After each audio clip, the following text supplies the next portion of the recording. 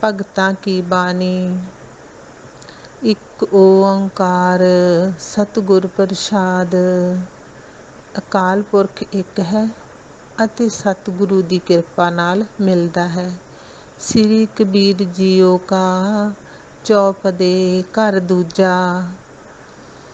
ਚਾਰ ਪਾਵ ਦੁਇ ਸਿੰਘ ਗੁੰਗ ਮੁਖ ਤਬ ਕੈਸੇ ਗੁਣ ਗਈ ਹੈ।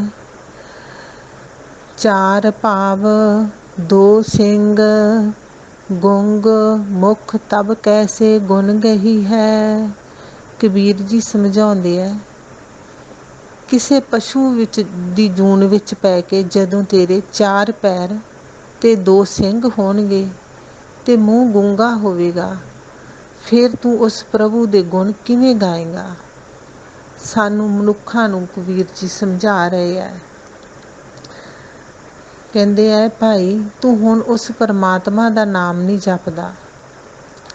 ਹੁਣ ਤੈਨੂੰ ਆਪਦੇ ਕੰਮਾਂ ਦੇ ਵਿੱਚ ਹੀ ਉਹ ਵਾਹਿਗੁਰੂ ਅਕਾਲ ਪੁਰਖ ਨਿਰੰਕਾਰ ਅੱਲਾ ਰਾਮ ਉਸ ਦਾ ਨਾਮ ਲੈਣ ਵਾਸਤੇ ਟਾਈਮ ਨਹੀਂ।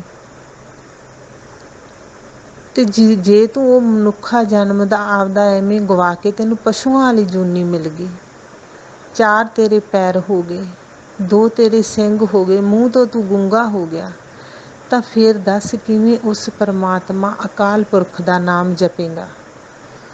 ਫਿਰ ਤੂੰ ਕਿਵੇਂ ਉਸ ਦੇ ਗੁਣ ਗਾਏਗਾ। ਊਠਤ ਬੈਠਤ ਠੇਗਾ ਪਰ ਹੈ ਤਬ ਕਤ ਮੂੰਡ ਲੁਕਾਈ ਹੈ।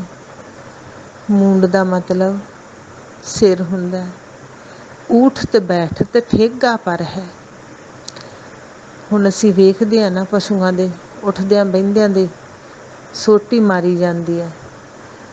ਕਹਿੰਦੇ ਭਾਈ ਉੱਠਦਿਆਂ ਬਹਿੰਦਿਆਂ ਤੇਰੇ ਸਿਰ ਉੱਤੇ ਸੋਟਾ ਪਏਗਾ, ਫਿਰ ਦੱਸ ਤੂੰ ਆਪਣਾ ਸਿਰ ਕਿੱਥੇ ਲੁਕਾਏਂਗਾ। ਹਰ ਬਿਨ ਬੈਲ ਬਿਰਾਨੇ ਹੋਈ ਹੈ। ਪ੍ਰਭੂ ਦਾ ਸਿਮਰਨ ਕਰਨ ਤੋਂ ਬਿਨਾਂ ਬਲਦ ਆਦਿਕ ਪਸ਼ੂ ਬਣ ਕੇ ਪਰ ਅਧੀਨ ਹੋ ਜਾਏਗਾ। ਮਨੁੱਖਾ ਜਨਮ ਵਿੱਚ ਤਾਂ ਤੇਰਾ ਰਹਿਣਾ ਸਹਿਣਾ ਖਾਣਾ ਪੀਣਾ ਆਪਣੇ ਹੱਥ ਵਿੱਚ ਹੈ। ਕਹਿੰਦੇ ਪਸ਼ੂ ਬਣ ਗਿਆ ਜਦੋਂ ਤੂੰ ਕਿਸੇ ਬਲਦ ਦੀ ਜਾਂ ਕਿਸੇ ਵੀ ਜੂਨੀ ਵਿੱਚ ਪੈ ਗਿਆ, ਉਹ ਪਰਮਾਤਮਾ ਦੇ ਸਿਮਰਨ ਤੋਂ ਬਿਨਾਂ।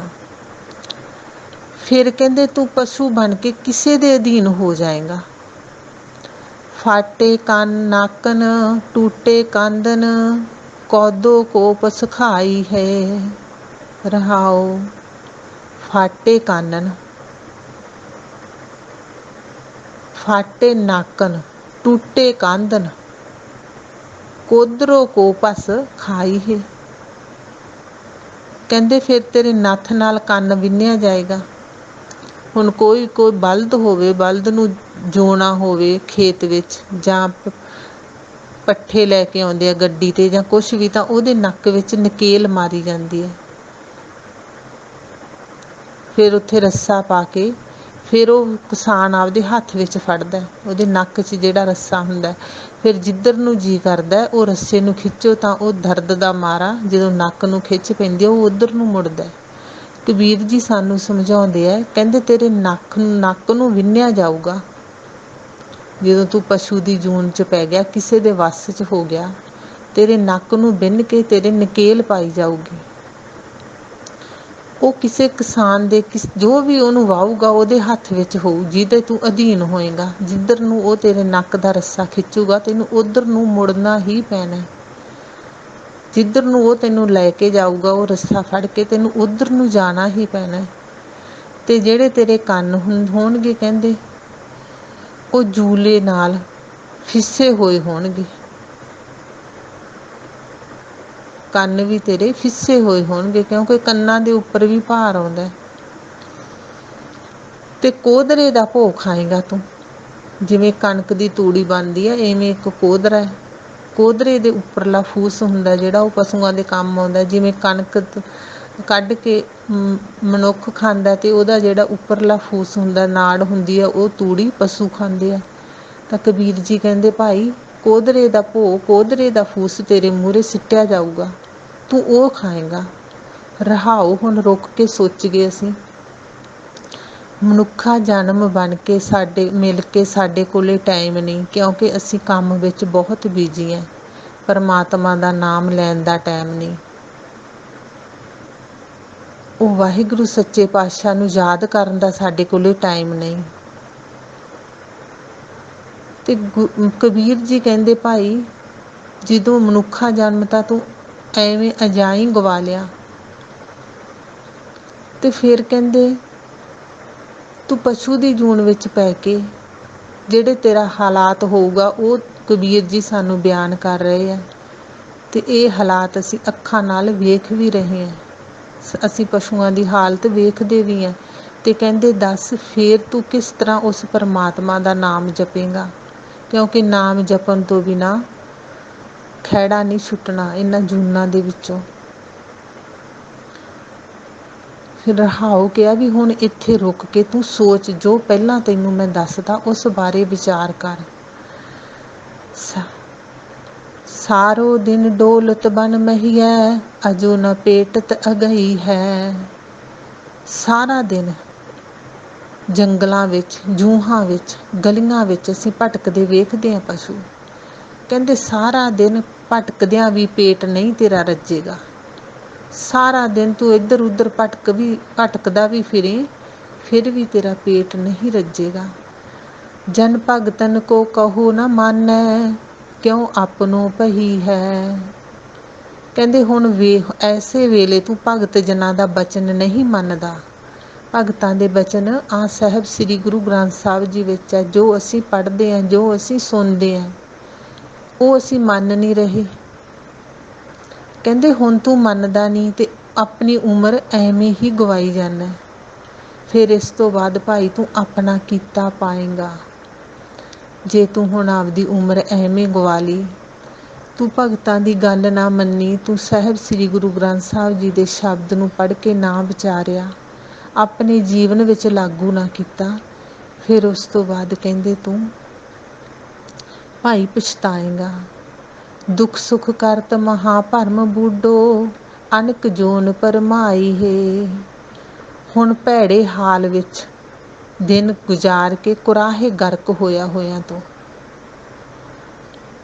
ਹੁਣ ਤੂੰ ਕਹਿੰਦੇ ਭੈੜੇ ਹਾਲਾਂ ਵਿੱਚ, ਭੈੜੀਆਂ ਵਿਚਾਰਾਂ ਵਿੱਚ ਦਿਨ ਗੁਜ਼ਾਰ ਕੇ ਕੁਰਾਹੇ ਪੈ ਗਿਆ। ਰਾਹ ਛੱਡ ਕੇ ਕੁਰਾਹੇ ਪੈ ਗਿਆ, ਗਰਕ ਹੋ ਗਿਆ ਤੂੰ, ਤੇ ਆਖਰ ਨੂੰ ਅਨੇਕਾਂ ਜੂਨਾਂ ਵਿੱਚ ਭਟਕੇਗਾ। ਕਬੀਰ ਜੀ ਸਾਡੇ ਤੇ ਮਿਹਰ ਕਰਕੇ ਸਾਨੂੰ ਸਮਝਾ ਰਹੇ ਹੈ, ਕਿਉਂਕਿ ਹਰ ਇੱਕ ਭਗਤ ਜੋ ਪਰਮਾਤਮਾ ਨੂੰ ਜਾਣ ਜਾਂਦਾ ਹੈ, ਜੋ ਉਸ ਵਾਹਿਗੁਰੂ ਸੱਚੇ ਪਾਤਸ਼ਾਹ ਦੇ ਲੜ ਲੱਗ ਜਾਂਦੇ ਸੀ, ਉਹਨਾਂ ਨੂੰ ਫਿਰ ਸਾਰੀ ਖਲਕਤ ਤੇ ਤਰਸ ਆਉਂਦਾ ਸੀ। ਉਹਨਾਂ ਦਾ ਹਿਰਦਾ ਕੋਮਲ ਹੋ ਜਾਂਦਾ। ਉਹ ਹਰ ਇੱਕ ਨੂੰ ਚਾਹੁੰਦੇ ਆ ਵੀ ਹਰ ਇੱਕ ਤਰੇ, ਹਰ ਇੱਕ ਆਪਦਾ ਜੀਵਨ ਸਫਲ ਕਰਕੇ ਜਾਵੇ। ਇਸ ਕਰਕੇ ਉਹ ਜੋ ਵੀ ਵਹਿੰਦੇ ਸੀ, ਜੋ ਵੀ ਉਹਨਾਂ ਨੂੰ ਸਮਝ ਆਉਂਦੀ ਸੀ, ਉਹਨਾਂ ਨੇ ਬਾਣੀ ਰਾਹੀਂ ਸਾਡੇ ਲੋਕਾਂ 'ਤੇ ਕਿਰਪਾ ਕੀਤੀ ਹੈ। ਬਾਣੀ ਰਾਹੀਂ ਸਾਨੂੰ ਸਮਝਾਉਣ ਦੀ ਕੋਸ਼ਿਸ਼ ਕੀਤੀ ਹੈ ਕਿ ਇਹ ਭਲੇ ਲੋਕੋ, ਇਹ ਦੁਨੀਆ ਦੇ ਲੋਕੋ, ਤੁਸੀਂ ਆਪਣਾ ਜੀਵਨ ਉਸ ਪ੍ਰਭੂ ਪਰਮਾਤਮਾ ਦੇ ਲੇਖੇ ਵਿੱਚ ਲਾਵੋ, ਉਸ ਦੀ ਯਾਦ ਵਿੱਚ ਲਾਓ, ਉਸ ਪ੍ਰਭੂ ਪਰਮਾਤਮਾ ਦਾ ਨਾਮ ਜਪੋ, ਆਪਣਾ ਇਹ ਅਨਮੁੱਲਾ ਜਨਮ ਵਿਰਥਾ ਨਾ ਗਵਾਓ। ਇਸ ਕਰਕੇ ਸਾਨੂੰ ਬਾਣੀ ਰਾਹੀਂ ਸਮਝਾ ਕੇ ਗਏ ਹੈ। ਅੱਗੇ ਕਬੀਰ ਜੀ ਕੀ ਸਮਝਾਉਂਦੇ ਹੈ, ਰਤਨ ਜਨਮ ਖੋਇਓ ਪ੍ਰਭ ਬਿਸਰਿਓ, ਇਹ ਅਵਸਰ ਕਤ ਪਈ ਹੈ। ਕਬੀਰ ਜੀ ਕਹਿੰਦੇ ਤੂੰ ਪ੍ਰਭੂ ਨੂੰ ਵਿਸਾਰ ਦਿੱਤਾ। ਰਤਨ ਜਨਮ, ਇਹ ਰਤਨ ਵਰਗਾ, ਇਹ ਸ੍ਰਿਸ਼ਟ ਜਨਮ, ਇਹ ਉੱਤਮ ਜਨਮ, ਇਹ ਬਹੁਤ ਮਹਿੰਗਾ, ਜਿਸ ਦੀ ਕੋਈ ਕੀਮਤ ਨਹੀਂ, ਇਹ ਤੂੰ ਸ੍ਰਿਸ਼ਟ ਜਨਮ ਆਪਦਾ ਗਵਾ ਲਿਆ। ਤੂੰ ਪ੍ਰਭੂ ਨੂੰ ਵਿਸਾਰ ਕੇ, ਉਸ ਦੇ ਨਾਮ ਨੂੰ ਵਿਸਾਰ ਕੇ, ਤੇ ਇਹ ਸਮਾਂ ਕਹਿੰਦੇ ਫਿਰ ਕਿਤੇ ਨਹੀਂ ਮਿਲੂਗਾ ਤੈਨੂੰ ਭਾਈ। ਇਹ ਮਨੁੱਖਾ ਜਨਮ ਦੇ ਵਿੱਚ ਹੀ ਉਹ ਅਕਾਲ ਪੁਰਖ ਨਿਰੰਕਾਰ ਹਰੀ ਰਾਮ ਅੱਲਾ ਦਾ ਸਿਮਰਨ ਕਰ ਸਕਦਾ, ਤੂੰ ਉਸ ਦੇ ਨਾਲ ਜੁੜ ਸਕਦਾ। ਭਰਮਤ ਫਿਰਤ ਤੇਲਕ ਕੇ, ਕਪ ਜਿਉਂਗਤ ਬਿਨ ਰੈਨ ਬਹੀ ਹੈ। ਭਰਮਤ ਫਿਰਤ ਤੇਲਕ ਕੇ, ਕੱਪ ਜਿਉਂ ਗਤ ਬਿਨ ਰੈਣ ਬਹੀ ਹੈ। ਕਹਿੰਦੇ ਤੇਰੀ ਜ਼ਿੰਦਗੀ ਰੂਪ ਸਾਰੀ ਰਾਤ ਤੇਲੀ ਦੇ ਬਲਦ ਅਤੇ ਬਾਂਦਰ ਵਾਂਗ ਭਟਕਦਿਆਂ ਵਿਕਾਰਾਂ ਤੋਂ ਖਲਾਸੀ ਹਾਸਲ ਕਰਨ ਤੋਂ ਬਿਨਾਂ ਹੀ ਲੰਘ ਜਾਏਗੀ। ਤੇਲੀ ਦਾ ਬਲਦ, ਹੁਣ ਜਿਵੇਂ ਮਸ਼ੀਨਾਂ ਰਾਹੀਂ ਤੇਲ ਕੱਢਿਆ ਜਾਂਦਾ, ਸਰੋਂ ਦਾ ਤੇਲ ਜਾਂ ਕੋਈ ਵੀ ਤੇਲ ਕੱਢਣਾ ਹੋਵੇ, ਅੱਗੇ ਕੋਹਲੂ ਤੇ ਬਲਦ ਜੋੜ ਕੇ ਬਲਦ ਉਹਦੇ ਕੋਹਲੂ ਦੇ ਦੁਆਲੇ ਘੁੱਕਦਾ ਸੀ ਅਤੇ ਜਿਹਦੇ ਨਾਲ ਕੋਹਲੂ ਗਿੜਦਾ ਸੀ। ਕੋਹਲੂ ਦਾ ਚੱਕ ਘੁੱਕਦਾ ਸੀ, ਉਹਦੇ ਵਿੱਚ ਸਰੋਂ ਪਾਈ ਜਾਂਦੀ ਸੀ ਅਤੇ ਤੇਲ ਨਿਕਲਦਾ ਸੀ। ਜੇ ਰਾਤ ਨੂੰ ਤੇਲੀ ਉਹਨੂੰ ਬਲਦ ਨੂੰ ਜੋੜ ਲੈਂਦਾ ਸੀ ਤਾਂ ਸੁਬਾਹ ਤੀਕ ਉਹ ਵਿਚਾਰਾ ਉਹਦੇ ਚਾਰੇ ਪਾਸੇ ਹੀ ਘੁੱਕਦਾ ਰਹਿੰਦਾ ਸੀ ਅਤੇ ਸੁਬਾਹ ਨੂੰ ਉਹ ਜਗ੍ਹਾ ਉੱਥੇ ਦੀ ਉੱਥੇ ਹੁੰਦਾ ਸੀ।